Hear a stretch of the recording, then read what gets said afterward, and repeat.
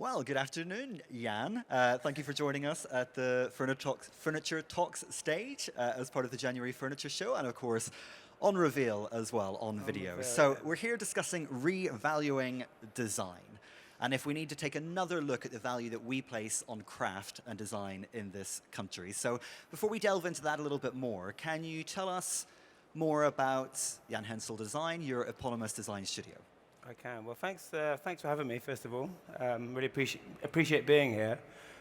My name's Jan Hensel, and I run a furniture design and make business down in southeast London. I guess we specialize in using British hardwoods to create quite unique, wondrous objects of furniture, is probably the best way to put it. We're kind of part traditional joinery shop, part digital joinery shop, and we kind of fuse the two together to create our unique items. And we garnered quite a reputation for being quite sculptural with our work, being absolute and precise with our joinery, and kind of fusing the two together to create our furniture pieces. Fantastic. So what does craftsmanship mean to you? And what does good design look like to you? And are they the same thing? That's a big one. What does it mean? Well, first of all, I think they're two separate kind of things. Being a good craftsman doesn't make you a good designer, and being a good designer doesn't mean you're going to be the best craftsperson. But to have an understanding and appreciation of both of those elements is what's going to make you a better craftsperson and a better designer. Because, to be a good designer, I really feel you have to understand the process that you're designing for. If you're not designing with the process in mind, then it becomes quite tricky. You can design the most wondrous looking object, but when it says, can you make it, it becomes quite problematic because you haven't brought that into the equation of your design. So if you're thinking about the process of making and you're thinking about the stylistic element of design, the functional element of design, and bringing all these parts together, then you become a really good designer, then you become a really good craftsperson, and it's the fusion of the two. And I guess that's where my workshop kind of comes in, because I've got a small team. So you have a design team, you have me, like the technical guy, the creative director, I guess, and the technical director. And it's the fusion of all that kind of thinking that goes together. So we get the best of craftsmanship and we get the best of design, and we can kind of like bring them together. They are two terms that we often conflate. So because we'll be, I guess, overlapping throughout this conversation, what would you see as the differences between craft and design? What is the craft? Well, craft for me is a part of the kind of process of the making and bringing it together. There's still ideas of composition, there's still elements of design, but it's different in the sense you have a more honed in appreciation for one element of a material with craft. That you might be the best in timber, ceramics, or whatever your chosen discipline is. But that kind of, it's a whole it's the process of making that goes with the craftsmanship. Like, yeah, sure, you can design and you can think with the material and make things look good. But design looks at it in a whole different way, encompasses a whole body of research. It evaluates what are you actually making, and you're trying to solve essentially a problem. If you're a good designer, you're trying to solve what is an issue. You're not just creating because you want to create. You're kind of creating because there's an issue or a problem to solve, and something that you want to highlight within the world, or whatever your subject is. So design is more about the whole picture. What does it mean to have this object? What is this object doing? And what is it going to resolve or make my life better? And craftsmanship, I feel, is more rooted within the process and an appreciation of your material and how you might bring those elements together. And you are a designer, for sure, but it kind of goes, you're maybe a little bit more material-led. A design, you bring in other aspects of research and design to kind of fine-tune your end product, I guess. In an era of IKEA, an era of fast design, does good design still look the same as it used to? Well, it's tricky. I think IKEA's made design like approachable to the mass and many, and everyone can be a designer, and everyone can kind of like I wouldn't use the word beautiful, but interesting objects, colorful, bright objects within a home. But it lacks a lot of the points. I mean, it's kind of like fast design. It's like you can get something out that looks good. There's a formula like, you can take what you've seen out there, know that something looks good. You haven't really researched it, but you can kind of copy it en masse, put it out to the public, and it can kind of get picked up because they've got the means to make something quite quick and fast, But then I colourful. think part of this also is, this kind of fast design thing by necessity is almost a bit like fashion. You need these kind of circular, secular trends. Is that something that you think is actually to the detriment of furniture making? Yeah, well, good and bad, I think. Yes, because it gives everyone an awareness to the subject of design and what you can get hold of quite quick and cheap. But it also brings a lot of issues with like the sustainable element of what you're buying, because essentially it's cheap enough that you can have it for a bit, and if the style changes and you're that kind of way led and driven, you can also just change and discard the piece. There's like no longevity within that piece. It's not designed to last. It's not designed to kind of go on and become something more most of the time. And so in that case, it's discarded. Or if it's not easily recyclable, yeah, I mean, it's kind of discarded. So fast, it's good because it kind of teaches people about the element of design and what design is and the value of it to a point. But then it misses a lot of other aspects, which is really about the longevity, the sustainable kind of value of the piece, and how that kind of looks. And what about the democratization then of design? Because of course part of fast design is the fact that it is, as you pointed out, affordable and accessible. But is that a good thing? Well, yeah, I mean, I kind of said it. I guess it's good that it like makes people appreciate what they're seeing and they understand an element of design, that you can have these design goods like within your home.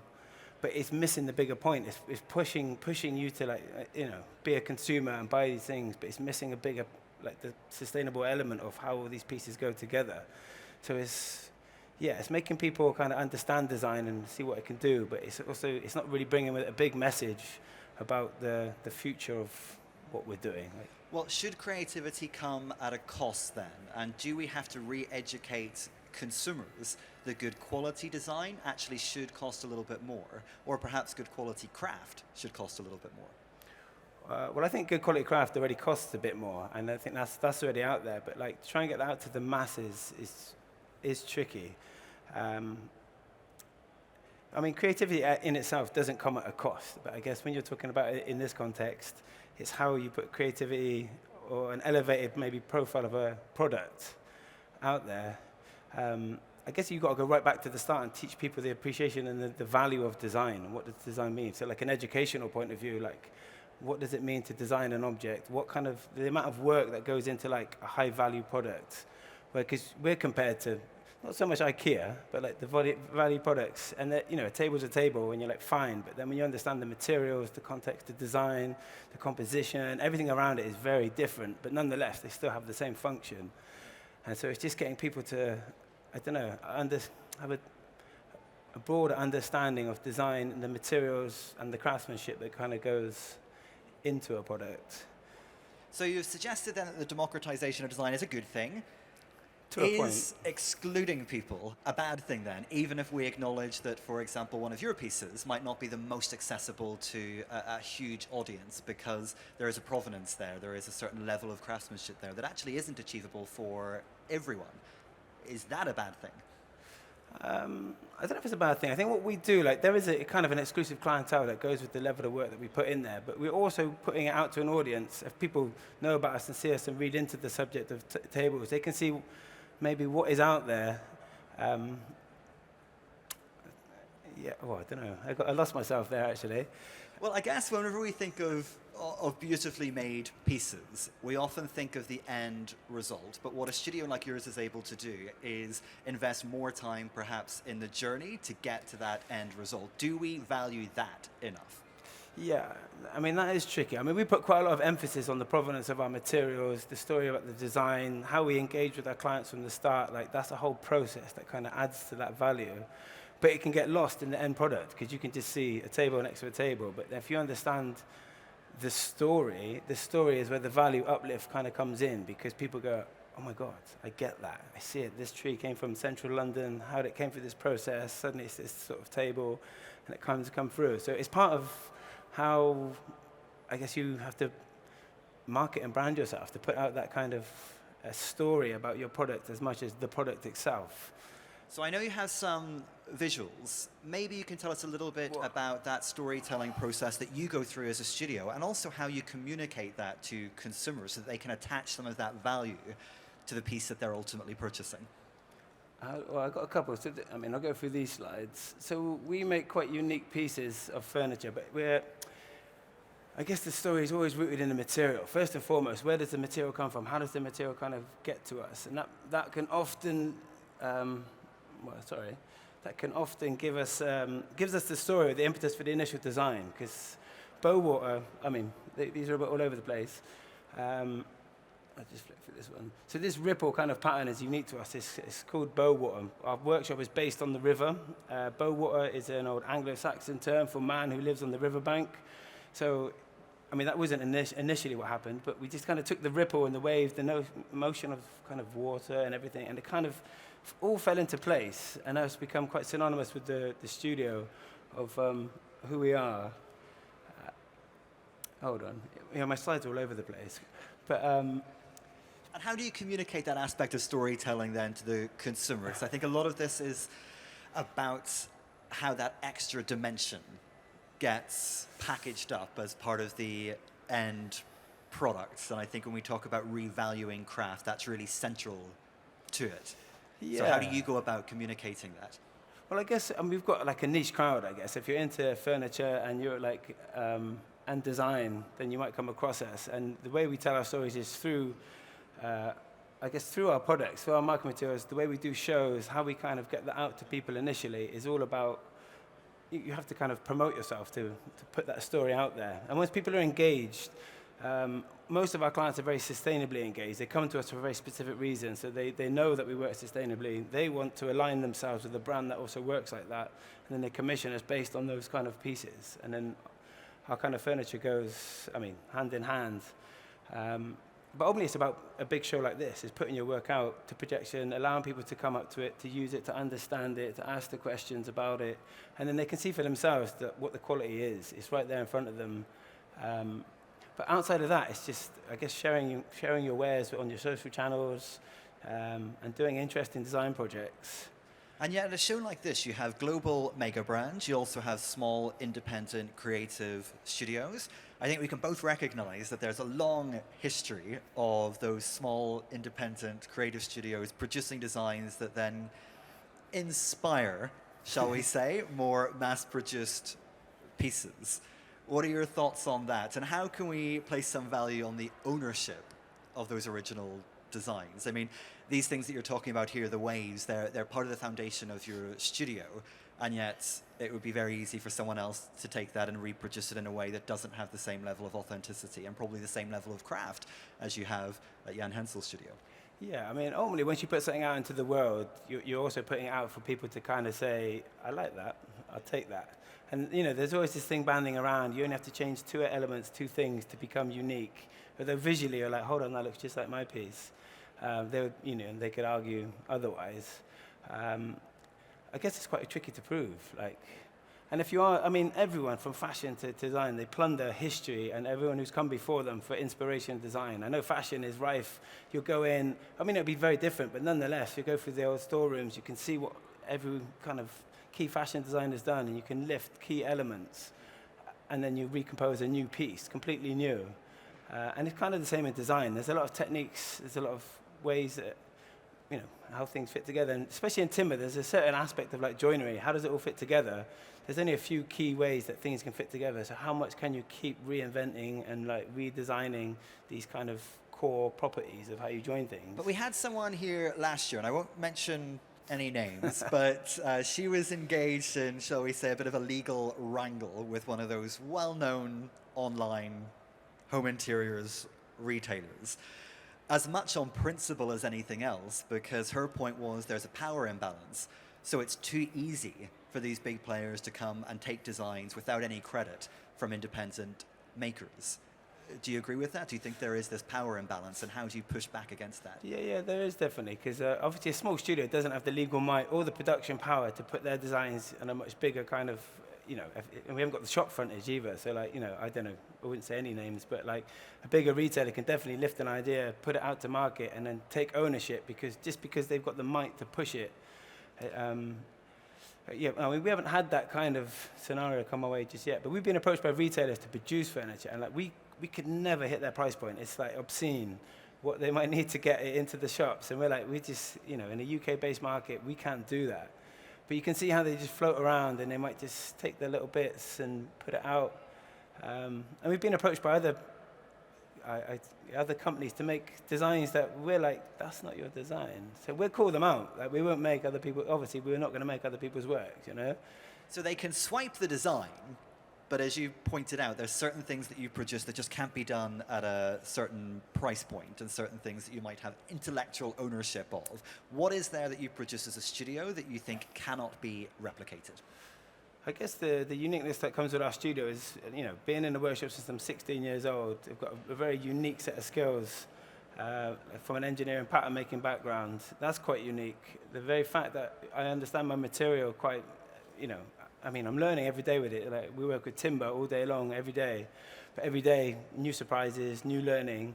Like, we're kind of, you could say the word's masters of our craft, but there's so much to learn. But like, when you understand the material so intimately, and you understand the processes that go involved to work in this material, and then you understand the design, I feel like there's 3 strong factors within my studio that makes it quite unique to us. Like, we're looking to push what is out there, even if it's the simplest little technique or the simplest kind of finish. It's small and subtle, but it grows and grows. And like, as a studio, we're always experimenting. And that's quite important. So I think that kind of puts us at the forefront of trying to evolve the idea of the craft of furniture and what that means. And of course, one thing that no one else can take is your story. I mean, it's your name above the door. So tell us a little bit about that. How did you come into the business of making? And at what point did you realize that actually this is a viable career path? I'm still considering the viability, that's for sure. But like I said, I've been in a workshop since I'm 16 years old. So I got, naughty schoolboy. And the long and the short of it, kicked out of school, nowhere to go, no college. And my dad, my dad was a pattern maker engineer. And a pattern maker engineer is somebody who makes molds for the foundry. So before 5-axis CNC and CNC machines really took the advent of making complex shapes, people had the craft skills to kind of make very unique organic objects very accurately that they would then do by hand in manual milling machines, send them to the foundry, you'd get a piece of casting back, and then you'd mill them back up to make a tool for either vacuum forming or whatever it needed to go. So I got quite lucky, quite fortunate, and my dad got me an apprenticeship at 16, and I spent 7 years learning this craft of pattern making.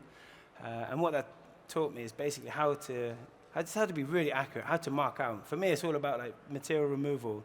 So I learned the process of marking out, taking away, adding pieces at the right place, and being really accurate. And all the way through, I just taught myself furniture. Like, furniture was the easier part of what I was doing because it was more absolute. You measure it, joint it, it is what it is. It was less organic. But I lost my job, got made redundant.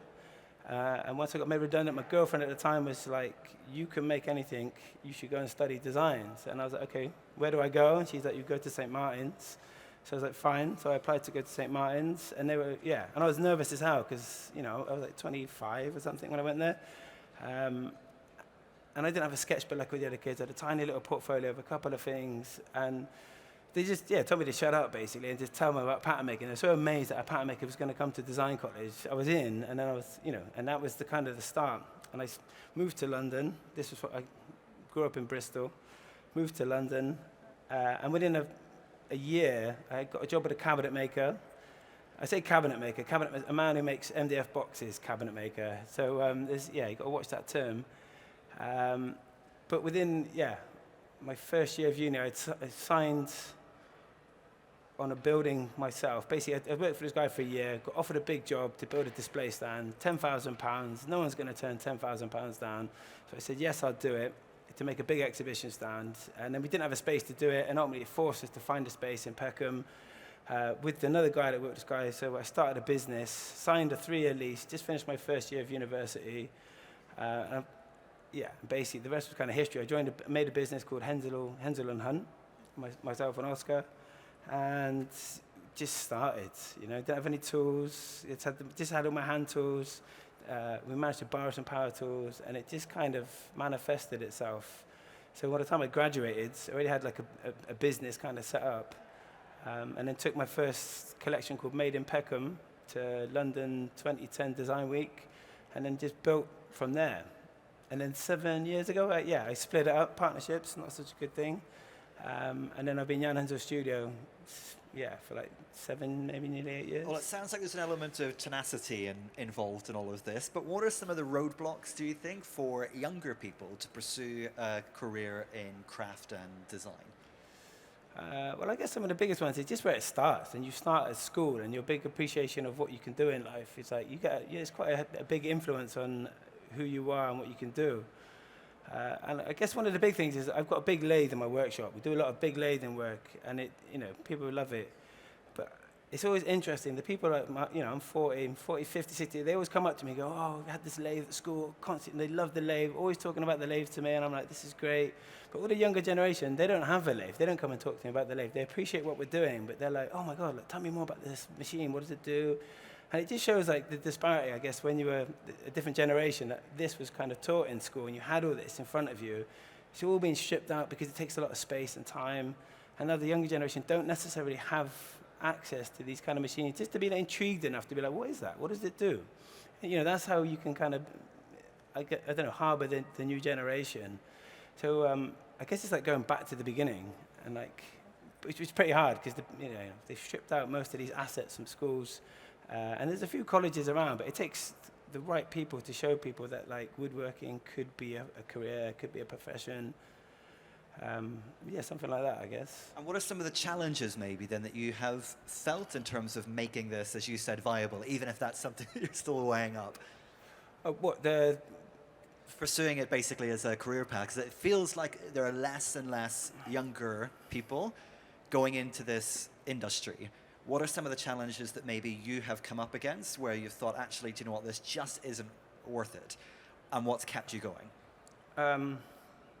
I don't know, because the way I came into it is very different, so I don't have, the bigger view on it. But what I do reckon is it's quite elitist in a sense, what we do. There's a lot of people like me, white, bearded guys that want to be in the profession, and I see it because people write to me continually, like week in, week out, we get like, can we do this, can we do that? And the Broad Horizon is a very similar demographic of person that is in the industry. And I think about, you talked about democratizing design, but it also needs to just change where and how the design world accesses new talent, because it's a little bit stuck in its way. And you kind of need, because there's not so much on it, it's more of a private education to get a really good set of skills in furniture making. So that kind of knocks off a lot of people out of the pool of who could become a really amazing furniture maker. Other than bearded white guys. Bearded white guys. But they seem to be the guys, it just, they're aware of the subject matter, and they're also it's accessible to them because they're understanding of it. But on a grassroots design level, it misses out a lot of people from the community. So it's interesting because earlier today, before this conversation, it was Made in Britain, talking about British craft, British makers. For you, how important is it to have a native furniture making industry, something that speaks to the locality of Great Britain? Yeah, I think it's really important. I mean, that's us as a business, and our brand is very much rooted in the locale. We're passionate about being in London, we're passionate about being in the UK. And that kind of is also a unique selling point, especially to the US.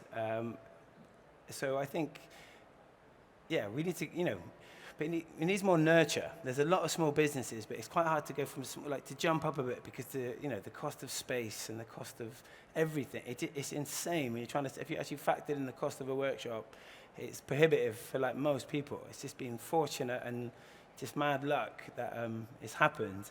But if you actually stop to quantify it, what it means to set up a workshop it's really bloody expensive because you need a lot of space. We're going to have obviously a lot of people watching this video as well who will be curious as to what some of the solutions to these issues might be or what you might suggest. What do you think about collaboration? Because it seems, for example, that with some of these bigger players that have maybe approached you, that as opposed to going out and just kind of pillaging designs from younger makers, that actually if there was more collaboration that would help.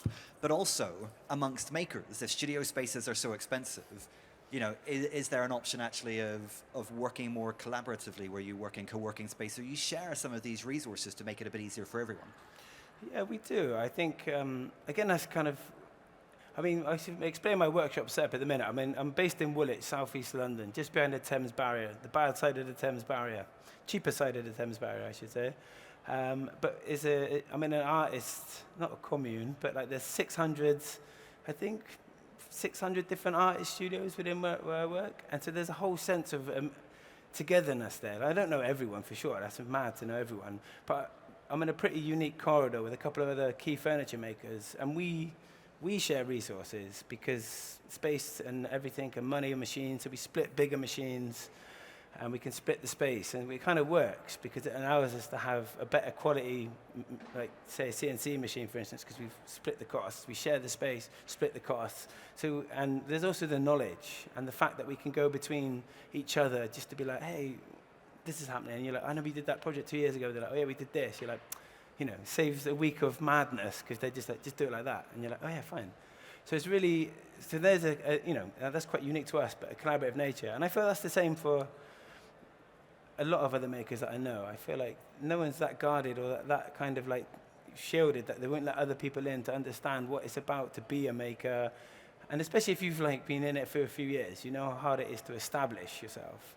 And you know, I've been through a lot to keep my business where it is. You know, you run some pretty stormy weather sometimes. So when you see somebody on the way up and they're passionate and the passion's got to shine through, that you can offer them a little bit of guidance, a little bit of help, because it can, you know, it could save them a lot basically in time, effort, money, pain. So I'd like to think that what we do is very collaborative, and you can't help everyone for sure, but like it's just the way the network works. So let's pivot slightly. We're here talking about revaluing design and craft. How can good design, how can good craft improve our lives? How can it improve your life? Well, I guess quite a lot. I mean, I've been making furniture for years, and this is just an example. Like I live with obviously bits and prototypes of my furniture, but I've never really lived with like the end result of like a really beautiful Bowater chest of drawers or something. And so recently I started moving some pieces that I've made into my home. And it makes a big difference, you know? I'm actually like, wow, it works, it does what it needs to do, and I can see the difference it makes to my kind of living scenario. And so I think it's, if you can get there, it is important. And it does offer, I don't know, it's a good thing to be living with it, you know what I mean? It's a good thing to take it on board. So let's maybe take a personal example. It doesn't have to be something that you made yourself, but what is your personal favorite piece of furniture, and can you tell us the story behind why it means something to you? Favorite bit? Ooh. Well, I guess my sofa. I was coming home from a job one day, and at the corner of my eye, I saw a sofa like tucked away in a housing estate. And it was really ratty, and it looked like somebody had died on it. There was this big, ominous stain that just ran through it. But I was like, it was a really beautiful, I guess it's mid-century modern. It's not really my style, but the frame was really amazing. So I got it in the van, because we had a van, took it, and I was like, wow, we've got this amazing sofa. And then 2 weeks, nearly 3 weeks later, my friend phoned me and said, there's a chair that looks just like that sofa you found up on this street. And I was like, no way. So I cycled up, and there was the armchair, 2 armchairs to this sofa. So I was like, oh my God. So I called a taxi, got the armchairs in, and we got them reupholstered. And it was just the fact that I found this sofa in the street. It's really beautiful. Someone had just thrown it out. We kind of took it, repurposed it, got some really beautiful fabric on it, and now it's what we sit on and use every day. So that, it's got a nice feeling to it, because there's, how I found it, how I discovered it, and the chance encounter that the armchairs met back up after a few weeks just kind of being outside hidden. I kind of like my sofa. Well, we're nearly out of time, so a last question from me. If you had one takeaway for today, one message of how people should attach value and meaning to design and craft, what would it be? Well, I'd say take your time and do some research. If you're looking to invest some money or some of your time into a maker, or it's an elevated sort of price point, look around, think around, understand what it is that you really want to get from that person or that process. And just think about the longevity of the piece. Think about the sustainability of the piece, and think about who you're going to be helping out by making a purchase. Yes, there's a cheaper counterpart over there, but who are you helping? Where does that money go? If you sideline, maybe take a couple of months more consideration, and the value goes up a little bit, but you get a product that's specific for you, you're not only getting a piece that's going to last for a long time, it's got its own story involved with it, you're also helping out a small young studio kind of get to the next rung. So just be considerate when you're making a purchase that it's the right purchase and it's with the right people. Fantastic. Well, unfortunately, our digital audience can't put their hands up, but does anyone in the room have a question that they'd like to ask Jan? And if not, then join me in saying thank you for joining us today, Jan Hensel. No, thank you. Cheers. Well, thank you, guys.